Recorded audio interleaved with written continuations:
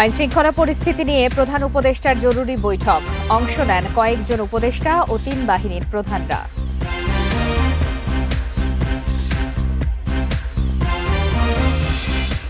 শেখ হাসিনা সহ অন্যদের বিচার অনুমতি নিয়ে ট্রাইব্যুনাল থেকে সরাসরি সম্প্রচার করা যাবে, জানালেন চিফ প্রসিকিউটর।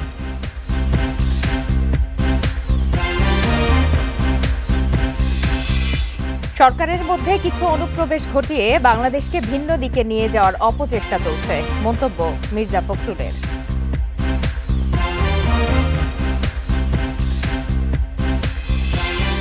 ইশরাকের মেয়র পদে শপথের ব্যাপারে কাল হাইকোর্টের আদেশ। বিক্ষোভে আজও নগর ভবন অচল। বিরতিহীন রাত ৯টায় বাংলাদেশে আপনাদের সবাইকে আমন্ত্রণ জানাচ্ছি। আমি ফারহানা লোপা। এতক্ষণ শিরোনাম জানাচ্ছিলাম, এবার বিস্তারিত।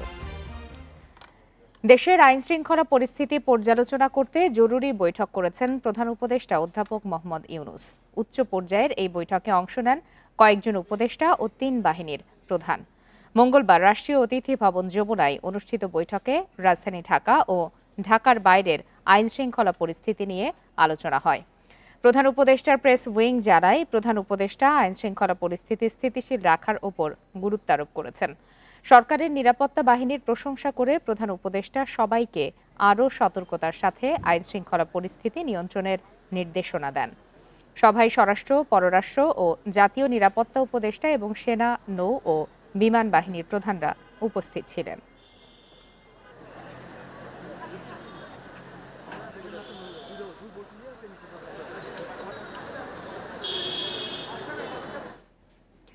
আদালত অনুমতি দিলে মানবতা বিরোধী অপরাধের বিচার ট্রাইব্যুনাল থেকে সরাসরি সম্প্রচার করা যাবে। ফলে শেখ হাসিনা সহ অন্যদের বিরুদ্ধে বিচার কাজ সাধারণের মধ্যে সম্প্রচার করার সম্ভাবনা তৈরি হয়েছে। এরই মধ্যে ট্রাইব্যুনাল কক্ষে বসানো হয়েছে ক্যামেরা ও দরকারি প্রযুক্তি। এদিকে জনগুরুত্বপূর্ণ মামলার শুনানি সরাসরি সম্প্রচারে কেন নির্দেশ দেওয়া হবে না জানতে চেয়ে রুল জারি করেছে হাইকোর্ট।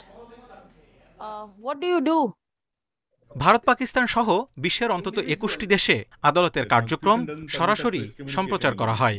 তবে বাংলাদেশে বিচার চলাকালে আদালতে ছবি তোলা বা অডিও ভিডিও রেকর্ড করা পুরোপুরি নিষিদ্ধ। সম্প্রতি ১৯৭৩ সালের আন্তর্জাতিক অপরাধ ট্রাইব্যুনাল আইনের সংশোধনীর পর এবার বাংলাদেশেও মানবতা বিরোধী অপরাধের বিচার কাজ সরাসরি সম্প্রচারের সুযোগ তৈরি হয়েছে। আন্তর্জাতিক অপরাধ ট্রাইব্যুনাল ১-এর এজলাস কক্ষে বসানো হয়েছে ক্যামেরা ও সম্প্রচারের দরকারি যন্ত্রপাতি। প্রসিকিউশন জানিয়েছে, এখন আদালতের অনুমতি পেলেই গণমাধ্যম সরাসরি শুনানি সম্প্রচার করতে পারবে। যে বিচার কার্য চলবে সেগুলোকে ট্রাইব্যুনালের অনুমতি সাপেক্ষে রেকর্ড করা যাবে এবং তা ব্রডকাস্ট করা যাবে সোশ্যাল মিডিয়াতে অথবা অন্য কোনো মাধ্যমে। ওখানে ক্যামেরা, সাউন্ড সিস্টেম এবং সকল প্রকার ডিজিটালাইজেশনটা সম্পন্ন হয়েছে। এদিকে হাইকোর্ট ও আপিল বিভাগে জনগুরুত্বপূর্ণ সংবিধান সংক্রান্ত মামলাগুলোর শুনানি সরাসরি সম্প্রচার করার নির্দেশনা কেন দেয়া হবে না তা জানতে চেয়ে রুল জারি করেছে হাইকোর্ট। এ বিষয়ে এক রিটের শুনানি শেষে বিচারপতি হাবিবুল গনি ও বিচারপতি সৈয়দ মোহাম্মদ তাজরুল হোসেনের হাইকোর্ট বেঞ্চ এই রুল দেন। যেমন ধরেন, আপনার ত্রয়োদশ সংশোধনীর কেয়ারটেকার মামলার রিভিউ শুনানির জন্য আসতেছে। এই ত্রয়োদশ সংশোধনীর মামলা আপডেট বাংলাদেশের সকল নাগরিকেরই জানার অধিকার আছে, কিন্তু কোর্টের ভিতরে কি হচ্ছে তা বাস্তবে দেখার কোনো সুযোগ কারো পক্ষে নাই। কোন আইনজীবী কি আর্গুমেন্ট করছেন, তার জবাবে কোন বিচারক কি জবাব দিচ্ছেন। ইন্ডিয়ান সুপ্রিম কোর্টেরটা আমরা গুরুত্বপূর্ণ মামলা দেখতে পাই, আমরা দেখতে পাই ইংল্যান্ড, আমেরিকা, আইসিসি সহ গুরুত্বপূর্ণ কেসে। আইনজীবীরা জানান, উচ্চ আদালতের জনগুরুত্বপূর্ণ বিচারিক কার্যক্রম দেশের নাগরিকরা সরাসরি দেখতে পেলে স্বচ্ছতা ও জবাবদিহিতা বাড়বে। Zahidul Bashar, independent news, Dhaka. রাজধানীর বাংলা মোটরে রূপায়ণ টাওয়ারে জাতীয় নাগরিক পার্টির জরুরি সংবাদ সম্মেলনে বক্তব্য রাখছেন নাহিদ ইসলাম। আমরা এখন সরাসরি চলে যাচ্ছি তার বক্তব্যে। সেটা দেখাচ্ছে না। শাহবাগ বন্ধ হচ্ছে, নগর ভবন বন্ধ হচ্ছে, যমুনা ঘেরাওয়ের হুমকি দিচ্ছে, নানাভাবে দেশে একটা অস্থিতিশীলতা তৈরি করার চেষ্টা করছে। ফলে আমি বলবো যে সবাইকেই এই জায়গা থেকে সরে আসা উচিত এবং আলোচনার মাধ্যমে, আমাদের তো এখন একটা আলোচনা, রাজনৈতিক দলগুলোর তো একটা আলোচনার পরিবেশ আছে সরকারের সাথে এবং আমাদের সব রাজনৈতিক দলের মধ্যে সেই যোগাযোগ, সেই সম্পর্কটা আছে। আমরা যাতে যদি আলোচনার মাধ্যমে, সংলাপের মাধ্যমে আমরা যদি সমাধান করতে পারি তাহলে এটা দেশের জন্য, সবার জন্য আসলে ভালো।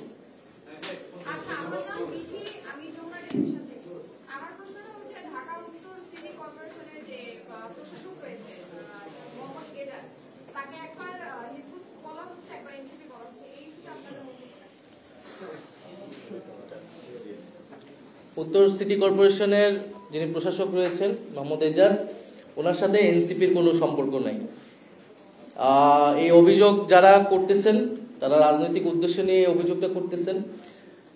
আর দ্বিতীয়ত যে তাকে একটা ট্যাগ দেওয়া হচ্ছে একটা সংগঠনের, এই সংস্কৃতি কিন্তু আমরা আগের আমলে দেখেছি। শেখ হাসিনার আমলে এরকম জঙ্গি হিজবুত তাহরীর যাকে তাকে বলে দেওয়া হয়েছে। এজাজ সাহেবকে প্রশাসক কিন্তু আজকে দেওয়া হয়নি, বেশ সময় হয়েছে, এবং তখন কিন্তু আমরা এই ধরনের কোনো কথা শুনি নাই। এখন আমরা দেখতে পাচ্ছি কিছু দল বা কিছু রাজনৈতিক লোক তারা টেন্ডার পাচ্ছে না বা তারা না ধরনের অবৈধ দাবি দেওয়া করতেছে, সেই সুপারিশ আমলে না নেওয়ায় তার বিরুদ্ধে অভিযোগ করতেছে। ফলে তার বিরুদ্ধে যদি কেউ অভিযোগ করে থাকে সেটি সরকারের আসলে মানে চিন্তা ভাবনা করা উচিত, সেটা তদন্ত করা উচিত, এবং এটা যদি মিথ্যা হয় যারা এই অভিযোগগুলো করছে রাজনৈতিক উদ্দেশ্যে তাদের বিরুদ্ধে আসলে ব্যবস্থা নেওয়া উচিত। আমরা এতক্ষণ সরাসরি ছিলাম এনসিপির জরুরি সংবাদ সম্মেলনে। চলে যাচ্ছি পরের প্রসঙ্গে। বিএনপি নেতা ইশরাক হোসেনকে ঢাকা দক্ষিণের মেয়র হিসাবে শপথ না পড়ানোর আবেদন জানিয়ে হাইকোর্টে করা রিটের শুনানি শেষ। আগামীকাল এ বিষয়ে আদেশের জন্য দিন ধার্য করেছে আদালত। বিচারপতি মোহাম্মদ আকরাম হোসেন চৌধুরী এবং বিচারপতি দেবাশিস রায় চৌধুরীর সমন্বয়ে গঠিত বেঞ্চ এই নির্দেশ দেয়। এর আগে দুপুর 1টায় এই রিটের শুনানি হয়। পরে দুপুরের বিরতির পর আবারও বিকালে শুরু হয় শুনানি। দুজন ব্যক্তির করা রিটের পক্ষে আদালতে শুনানি করেন আইনজীবী মোহাম্মদ হোসেন। এর আগে ইসির মাধ্যমে ইশরাককে মেয়র হিসাবে ঘোষণার গেজেট স্থগিত চেয়ে রিট আবেদনের শুনানির জন্য আজকের দিন নির্ধারণ করে আদালত। গত 27 মার্চ ঢাকা দক্ষিণ সিটি কর্পোরেশনের 2020 সালের নির্বাচনে অনিয়মের অভিযোগে ফজলে নূর তাপসকে বিজয়ী ঘোষণার ফল বাতিল করে আদালত। মেয়র ঘোষণা করা হয় বিএনপি নেতা ইশরাক হোসেনকে। নির্বাচন কমিশন আদালতের নির্দেশ অনুযায়ী এবং আইন অনুযায়ী এবং 27শে এপ্রিল গেজেট বিজ্ঞপ্তি প্রকাশ করেছেন। ইশরাককে নির্বাচনে তাকে ইলেক্টেড মেয়র হিসেবে ঘোষণা দিয়েছেন। সরকার তিরুপতিতে তাকে শপথ পড়াতে বাধ্য শপথ করাচ্ছেন এবং এসে চ্যালেঞ্জ করছে। আমরা বলছি তার থেকে তো লক্ষ্যাচ্ছে না, মামলাকে অধিকারে না চাই। এদিকে ইশরাক হোসেনকে ঢাকা দক্ষিণ সিটি কর্পোরেশনের মেয়র পদ বুঝিয়ে না দেয়া পর্যন্ত আন্দোলন চালিয়ে নেয়ার হুঁশিয়ারি দিয়েছেন বিক্ষোভকারীরা। ষষ্ঠ দিনের মতো মঙ্গলবারও নগর ভবনের সামনে অবস্থান ছিল ইশরাকের সমর্থকদের। বন্ধ ছিল দাপ্তরিক কার্যক্রম। ষষ্ঠ দিনের মতো নগর ভবনের সামনে সড়কে অবরোধ করে অবস্থান নেয় ইশরাক হোসেনের সমর্থকরা। নগর ভবনের প্রধান ফটক বন্ধ করে তৈরি করা হয় মঞ্চ। মঙ্গলবার সকাল থেকে মিছিল নিয়ে ঢাকা দক্ষিণের বিভিন্ন ওয়ার্ড থেকে নগর ভবনের সামনে আসতে থাকে বিএনপি ও এর সহযোগী সংগঠনের নেতাকর্মীরা। এ সময় পরিবেশন করা হয় বিএনপির বিভিন্ন দলীয় সঙ্গীত। স্লোগানে মুখর হতে থাকে পুরো এলাকা। ইশরাককে অনতিবিলম্বে মেয়র হিসেবে শপথের ব্যবস্থা করার দাবি জানান তারা। নির্বাচন কমিশন 10 দিনের মধ্যেই গেজেট প্রকাশ করছে শপথ বাক্য পাঠ করানোর জন্য, কিন্তু স্থানীয় সরকার মন্ত্রণালয় শপথ বাক্য পাঠ করছে না। তাই আজকের এই নগর ভবনের সামনে লাখো জনতা। বিক্ষোভকারীদের অভিযোগের তীর ছিল স্থানীয় সরকার উপদেষ্টা আসিফ মাহমুদের দিকে। তার পদত্যাগও চান ইশরাক সমর্থকরা। এ সময় তারা একটি অসাধু চক্র শপথ নিয়ে ষড়যন্ত্র করছে বলেও দাবি করেন। শেখ হাসিনা এই কথা বলতো, আইনের দোহাই দিয়ে, আদালতের দোহাই দিয়ে জনগণের অধিকার খর্ব করত। আজকে আমরা দেখতেছি একই রাস্তা তারা চলতেছে। হাসিনার দোসরেরা ইশরাক হোসেনকে এখনো নগর ভবনের দায়িত্ব বুঝিয়ে দিচ্ছে না। তার কারণ ইশরাক হোসেন একজন সৎ দেশপ্রেমিক। ব্লকেডের ফলে গোলাপ শাহ মাজার ও নগর ভবনের সামনের রাস্তা বন্ধ হয়ে যায়। ইশরাক হোসেনকে মেয়রের দায়িত্ব বুঝিয়ে দেয়া না পর্যন্ত নগর ভবনের সামনে আন্দোলন চলবে বলেও ঘোষণা দেন বিক্ষোভকারীরা। প্রয়োজনে আরও কঠোর কর্মসূচি দেয়া হবে বলে জানান আন্দোলনকারীরা। আসিফ মাহমুদ তার শুভবুদ্ধি উদয় হোক, আমরা এই কামনা করতে। যদি সে যত বিলম্ব করবে পরিস্থিতি তত ঘোলাটে হবে। রাজপথের দিকে নামবো না, আর মেয়র হিসেবে দেখে তারপরে নামবো। গত বুধবার থেকে শুরু হওয়া অবস্থান কর্মসূচির কারণে বন্ধ হয়ে যায় নগর ভবনের দাপ্তরিক কার্যক্রম। ইকরামুল কবির, ইন্ডিপেন্ডেন্ট নিউজ, ঢাকা। ইশরাক হোসেনের ঢাকা দক্ষিণ সিটির মেয়র হিসাবে শপথ নিতে আইনি ও মেয়াদ সংক্রান্ত জটিলতা নিরসনে আইন মন্ত্রণালয়ের মতামত চাওয়া হয়েছে বলে জানিয়েছেন স্থানীয় সরকার মন্ত্রণালয়ের উপদেষ্টা আসিফ মাহমুদ সজীব ভূঁইয়া।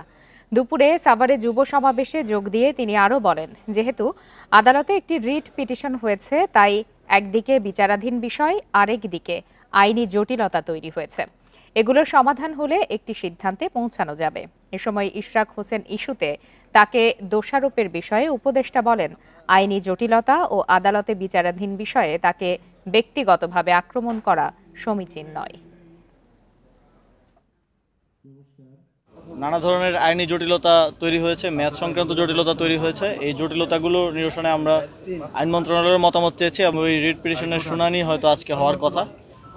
তো এই একদিকে বিচারাধীন, আরেকদিকে যেসব আইনি জটিলতা অ্যারাইজ করেছে সেগুলোর সমাধান হলে আমরা কোনো একটা সিদ্ধান্তের দিকে যাব। পরিকল্পিতভাবে নির্বাচন পেছানোর পাঁয়তারা চলছে বলে মন্তব্য করেছেন বিএনপি মহাসচিব মির্জা ফখরুল ইসলাম আলমগীর।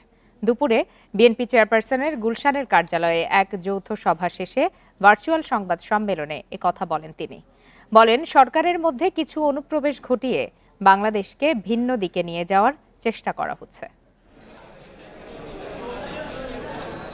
৩০ মে বিএনপির প্রতিষ্ঠাতা ও সাবেক রাষ্ট্রপতি জিয়াউর রহমানের ৪৪তম মৃত্যুবার্ষিকী। দিনটি উদযাপনের জন্য নানা প্রস্তুতি নিয়েছে দলটি। ঘোষণা করা হয়েছে ৮ দিনের কর্মসূচি। মঙ্গলবার বিএনপি চেয়ারপারসনের গুলশানের কার্যালয়ে বিভিন্ন অঙ্গ ও সহযোগী সংগঠনের নেতাদের নিয়ে যৌথ সভার আয়োজন করা হয়। সভা শেষে ২৬ থেকে ২ জুন পর্যন্ত কর্মসূচি ঘোষণা করেন সিনিয়র যুগ্ম মহাসচিব রুহুল কবির রিজভী। ২৫ তারিখ থেকে ২ তারিখ পর্যন্ত ৮ দিনের এই কর্মসূচি করা হয়েছে। আপনাদের একটু বলে রাখি, এর মধ্যে 2 দিন ২৭ এবং ২৮ তারিখ, এই 2 দিন তারুণ্যের সমাবেশে কর্মসূচি সমাবেশ হবে ঢাকায়। ঢাকায় হবে আরেকটি সমাবেশ। এই সমাবেশ উপলক্ষে ওই 2 দিন আমরা অন্য কোনো কর্মসূচি রাখা হবে না। যৌথ সভায় ব্যাংকক থেকে ভার্চুয়ালি যুক্ত হন দলের মহাসচিব মির্জা ফখরুল ইসলাম আলমগীর। বলেন, দেশে বিভাজনের রাজনীতি সৃষ্টির চেষ্টা চলছে। অত্যন্ত সুপরিকল্পিতভাবে নির্বাচনকে পিছিয়ে দেওয়া, জনগণের যে অধিকার সেই অধিকার থেকে জনগণকে বঞ্চিত করাবার এবং ভোটের অধিকার থেকে বঞ্চিত করবার একটা পায়তারা শুরু হয়েছে। এবং আপনারা নিশ্চয়ই লক্ষ্য করেছেন যে বিভাজনের রাজনীতি আবার শুরু হয়েছে। এখানে গোত্রে গোত্রে যে বিভাজন সৃষ্টি করার চেষ্টা করা হচ্ছে। আমরা দেখতে পাচ্ছি যে কিছু মানুষ যারা সরকারের মধ্যে অনুপ্রবেশ ঘটিয়ে বাংলাদেশকে ভিন্ন দিকে নিয়ে যাওয়ার চেষ্টা করছে। ৮ দিনের কর্মসূচির মাঝে রয়েছে সমাবেশ, আলোচনা সভা, চিত্র প্রদর্শনী, দুস্থদের মাঝে খাবার বিতরণ। Jahanara Parvin, independent news, Dhaka. ঢাকা বিশ্ববিদ্যালয়ের ছাত্রদল নেতা শাহরিয়ার আলম সাম্য হত্যার বিচার দাবিতে আবার রাজধানীর শাহবাগ মোড় অবরোধ করেছেন জাতীয়তাবাদী ছাত্রদল। 3:30টার পর ছাত্রদলের নেতাকর্মীরা শাহবাগ মোড় অবরোধ করেন। দ্রুত বিচার না হলে ঢাকা সহ সারা বাংলাদেশ অচল করার হুঁশিয়ারি দিয়েছেন তারা। সেখানে ছাত্রদলের বিপুল সংখ্যক নেতাকর্মীরা অবস্থান করেন। এ সময় তারা বিভিন্ন স্লোগান দেন। তদন্তে গাফিলতির প্রতিবাদ এবং প্রকৃত হত্যাকারীদের দ্রুত গ্রেপ্তার ও বিচারের দাবিতে বিকাল 3টা থেকে প্রায় পৌনে 2 ঘন্টা শাহবাগ মোড় অবরোধ করে রাখে ছাত্রদল। এরপর শাহবাগ মোড় থেকে একটি মিছিল বের হয়। মিছিলটি টিএসসি এবং শহীদ মিনার প্রদক্ষিণ করে আবারও শাহবাগ মোড়ে এসে শেষ হয়। এর আগে দুপুরে ঢাবি শিক্ষার্থীরা সংবাদ সম্মেলন করে জানান, দ্রুত অপরাধীদের গ্রেপ্তার করা না হলে স্বরাষ্ট্র উপদেষ্টার কার্যালয় অভিমুখে লং মার্চ করা হবে।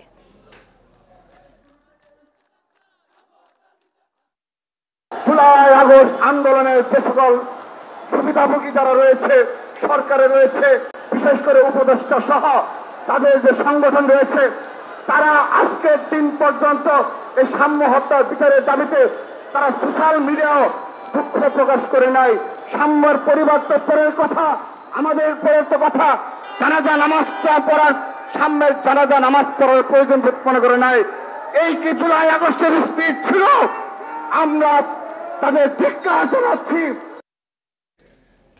সব রাজনৈতিক দলের সাথে আলোচনা করেই জুলাই ঘোষণাপত্র দেয়া হবে বলে জানিয়েছে প্রধান উপদেষ্টার কার্যালয়। শিগগিরই এই আলোচনা শুরু হবে। এদিকে নির্দিষ্ট সময়ের মধ্যে ঘোষণা না হলে আন্দোলনে নামার হুঁশিয়ারি দিয়েছে জাতীয় নাগরিক পার্টি এনসিপি। গত ৫ আগস্ট ছাত্র জনতার গণঅভ্যুত্থানে স্বৈরাচার শেখ হাসিনা সরকারের পতন হয়। ৩৬ দিনের অভ্যুত্থানে ২,০০০-এর বেশি শহীদের রক্তের বিনিময়ে পালিয়ে যেতে বাধ্য হয় ফ্যাসিস্ট হাসিনা। এরপর গত ৩১ ডিসেম্বর জুলাই ঘোষণাপত্র দেওয়ার সিদ্ধান্ত নেয় আন্দোলনের নেতৃত্ব দানকারীরা। পরবর্তীতে সরকার থেকে এই ঘোষণাপত্র দেওয়ার সিদ্ধান্ত নিলে তারা সেখান থেকে সরে আসে। সম্প্রতি ৩০ কর্মদিবসের মধ্যে জুলাই ঘোষণাপত্র দেওয়ার ঘোষণা দেয়া হয়। প্রধান উপদেষ্টার কার্যালয় বলছে ঐক্যমতের ভিত্তিতেই জুলাই ঘোষণাপত্র দেয়া হবে।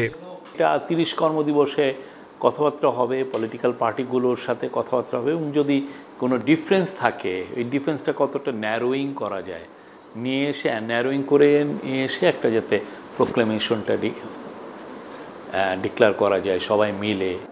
রাজনীতি বিশেষজ্ঞরা বলছেন গণঅভ্যুত্থানের একটি ঘোষণাপত্র ৫ আগস্টের পরপরই হওয়া উচিত ছিল।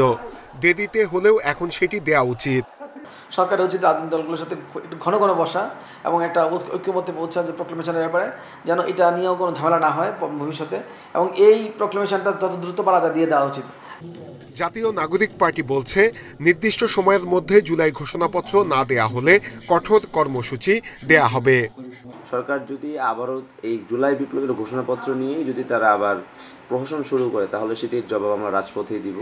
আমরা মনে করি যে সরকারের কখনো উচিত নয় যে আসলে এই ধরনের প্রহসন করা, কারণ এই সরকার তো জুলাই গণঅভ্যুত্থানের সরকার। দাবি করছি যে এই ঘোষণাপত্রটি এবার বাস্তবায়িত হবে, কারণ সরকারের পক্ষ থেকে বলা হয়েছে ৩০ কার্যদিবসের কথা, এবং আমরা এইটা পর্যবেক্ষণ করছি খুবই গুরুত্ব সহকারে। এর আগে জুলাই ঘোষণাপত্রের খসড়া করা হয়েছিল। সেখানে ১৯৪৭ থেকে শুরু করে ৭১-এর মুক্তিযুদ্ধ ও ২৪-এর গণঅভ্যুত্থানের প্রেক্ষাপট এবং ঘটনা প্রবাহ তুলে ধরা হয়। নূরে আলম, ইন্ডিপেন্ডেন্ট নিউজ, ঢাকা। আন্দোলনের মুখে ৫ আগস্ট সেনানিবাসে আশ্রয় নেয়া ৬২৬ জনের তালিকা প্রকাশ ও সচিবালয়ে স্বৈরাচারের দোসর মুক্ত করতে আলটিমেটাম দিয়েছে জুলাই ঐক্য। মঙ্গলবার সকালে জাতীয় প্রেস ক্লাবে এক সংবাদ সম্মেলনে ৩১শে মের মধ্যে এ বিষয়ে পদক্ষেপ না নিলে কঠোর কর্মসূচির হুঁশিয়ারি দেন জোটের নেতারা। সংবাদ সম্মেলনে ক্ষমতাচ্যুত আওয়ামী লীগ সরকারের সহযোগী ৪৪ জন সচিবের তালিকা প্রকাশ করে তাদের বাধ্যতামূলক অবসরে পাঠানোর দাবি জানায় জুলাই ঐক্য। এছাড়া ছাত্র জনতার ওপর গুলির নির্দেশদাতা হিসাবে উল্লেখ করে ৯৫ জন ম্যাজিস্ট্রেটের বিরুদ্ধে ব্যবস্থার দাবি জানান নেতারা। এই কর্মকর্তাদের তালিকা প্রধান উপদেষ্টা এবং জনপ্রশাসন সচিবের কাছে জমা দেয়া হবে বলে জানান তারা। এছাড়া সিআরপিসির ১৩২ ধারায় কর্মকর্তাদেরকে দেয়া সুরক্ষা বাতিল বা সংশোধনের দাবিও জানান তারা।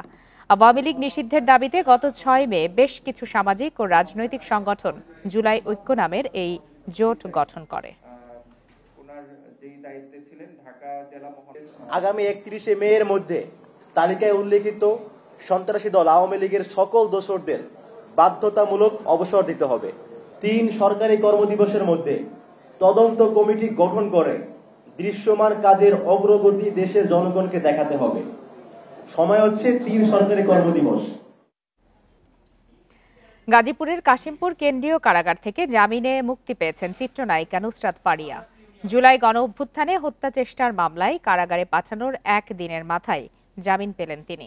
কারা কর্তৃপক্ষ জানান, দুপুরে নুসরাত ফারিয়ার জামিনের কাগজ কারাগারে পৌঁছায়। সেগুলো যাচাই বাছাই ও নতুন মামলায় আটকাদেশ না থাকায় বিকাল ৩:৩০টার দিকে তাকে জেল থেকে মুক্তি দেওয়া হয়েছে। এর আগে সকালে ঢাকা মুখ্য মহানগর হাকিম মুস্তাফিজুর রহমান তার জামিন আবেদন মঞ্জুর করেন। জামিন শুনানিতে আইনজীবীরা জানান, মামলায় উল্লেখিত ঘটনার সময় নুসরাত দেশে ছিলেন না। রবিবার থাইল্যান্ডে যাওয়ার পথে অভিনেত্রী নুসরাত ফারিয়াকে আটক করে ইমিগ্রেশন পুলিশ। সোমবার আদালতের নির্দেশে তাকে কারাগারে পাঠানো হয়।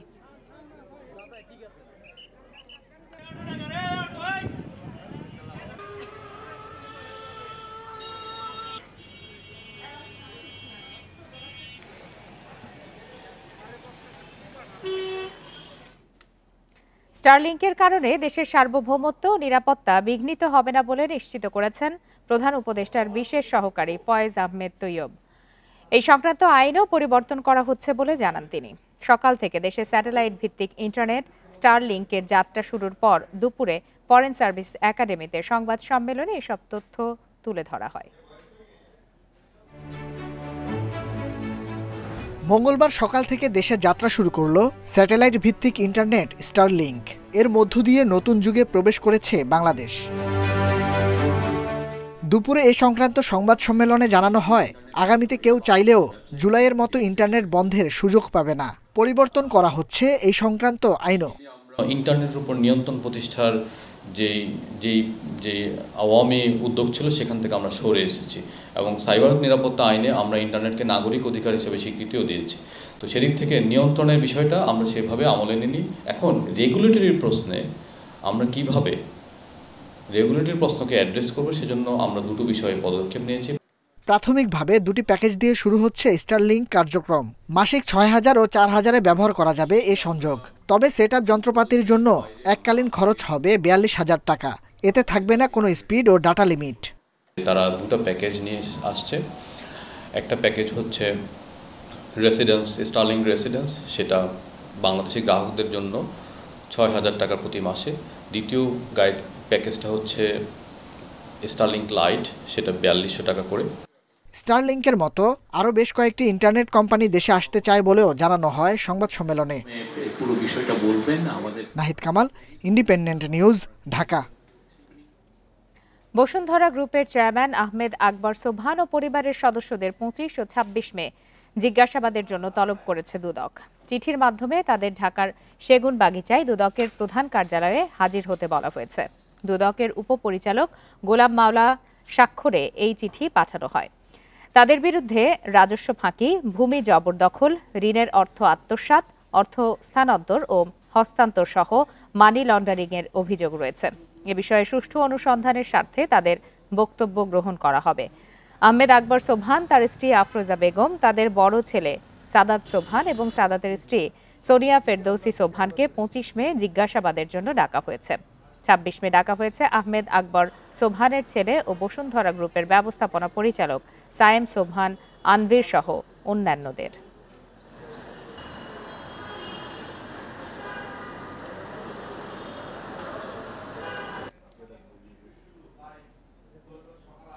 সামিট গ্রুপের চেয়ারম্যান আজিজ খানের সম্পত্তি, power of attorney Abul Kalam আজাদের এনআইডি জব্দের আদেশ দিয়েছে আদালত।